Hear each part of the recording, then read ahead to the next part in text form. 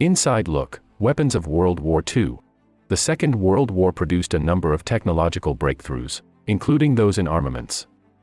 Here are some of the most unusual weapons from World War II, including exploding rats and a 155-foot-long rifle.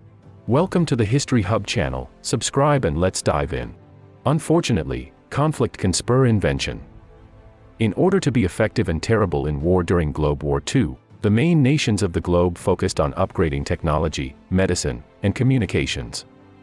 Modern technology has benefited from some World War II technological advances more than others.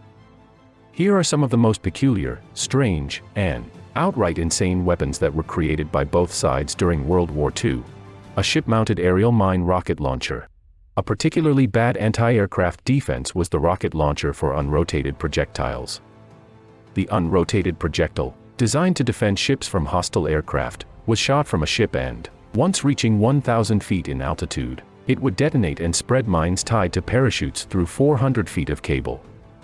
The overall concept was to set up an aerial minefield in which enemy aircraft would get tangled up in the tangle of cables, causing the mines to be pulled into their fuselages and bringing the aircraft down. The enemy pilots had no trouble flying above or below the aerial minefield, because the explosives, ropes, and parachutes were all clearly visible. The wind would then be in control of the mines after they had not detonated, and they frequently floated back down toward the British ships that had shot them. UPs have never been reported to have brought down an aircraft. Dog suicide bombers. German Panzer tanks were used by Hitler's Nazi army to attack Soviet Russia in 1942. In an effort to turn their canine warriors into anti-tank mines, the Russians, who had been using military dogs since 1924, strapped explosives around the canines' bodies. The canines were starved while being trained, then released onto immobile Soviet tanks that had food tucked under them. The dogs were taught to use their teeth to pull a detonation cord once they were inside the tank. However, with the sights, sounds, and sense of battle raging all around them, most dogs were unable to comprehend or complete the mission. Usually, when the dogs turned around and ran back toward their Russian handler, they were immediately shot and killed. Explosive rats. Dogs were not the only unfortunate animal victims of experimental war weapons. The Special Operations Executive Branch of the British military also used dead rats that were filled with small explosives, according to military history. The plan was to infest the Germans' coal supply with the rats, which would then detonate once they were unknowingly shoveled into a broiler at a military base or of a steam engine. The rats were not used as expected because the Germans discovered the device, but, according to The Guardian, they did cause some disruption. Records from the Special Operations Executive Branch showed that the Germans' discovery of the device prompted a massive search operation for more explosive rats. Panjandrum. The British military created a gigantic carriage-like device known as the Panjandrum, to discover a means to get past the German concrete barriers in Normandy.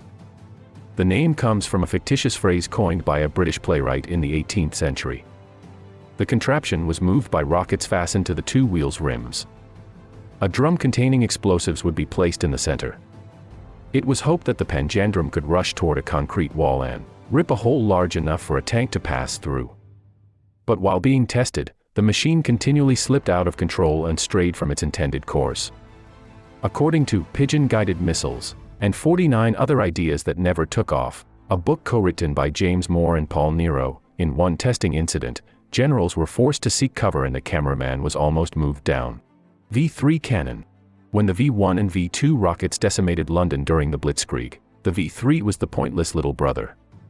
The V-3, which was developed in the summer of 1944, was built to fire 309-foot-long dart-shaped projectiles every hour. The projectile, which could theoretically reach London from well over 100 miles away in the French town of Mimoyex, was to be accelerated by a series of secondary charges positioned along the 416-foot barrel. However, when the V-3 was ultimately put into use, the shell's speed was only 3,280 feet per second, which was thought to be only about half as fast as was required to reach London. Despite Germany's best efforts to conceal the munitions under haystacks, Allied forces bombed and destroyed the V-3 before the original intentions for the weapon could be implemented. Hitler had authorized the creation of 50 of these weapons. In the end, only 2 small copies of the gun, if you can call 150-foot-long versions of the gun miniature, became operational, and only a few shots, to an unknown effect, were ever fired. Dummy paratroopers.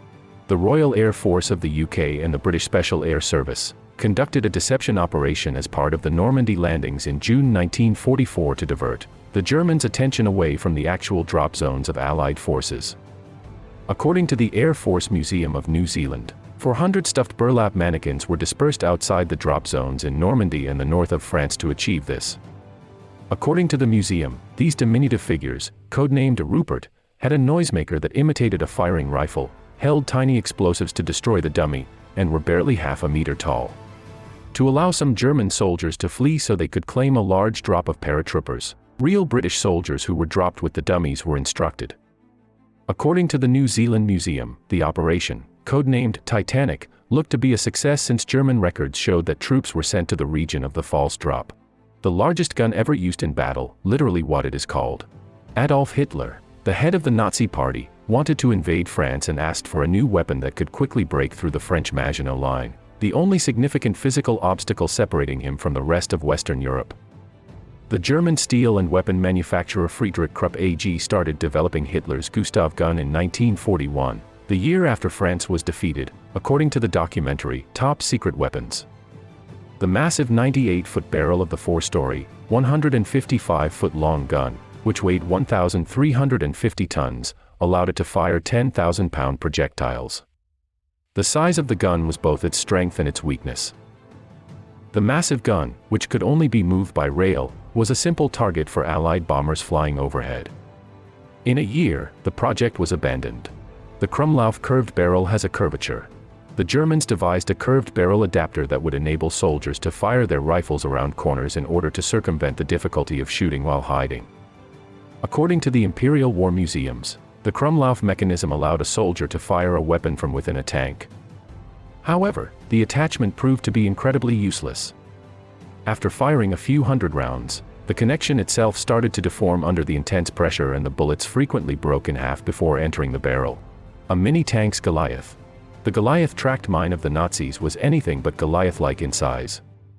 The Goliath was driven by a controller-operated joystick and was dubbed the Doodlebug by American forces. 2,145 feet of cable going back to the controller had been wound up inside its compartments. 2 electric motors that were later replaced by gas burners provided the mini-tank with power. It could hold more than 100 pounds of high explosives. The Goliath's explosive payload was designed to be delivered to the vulnerable undersides of Allied tanks by sliding beneath the tanks. Radio-controlled variants were later introduced because it turned out to be vulnerable to cord cutting. German construction of 7,500 Goliaths during the war implies that they had some degree of success. The actual accomplishment of the Goliath, however, was that it prepared the way for radio-controlled weapons, which are now the preferred method of conflict in our modern world. The Fugo balloon bomb. Japan fired tens of thousands of paper balloon bombs manufactured from mulberry tree bark in November 1944.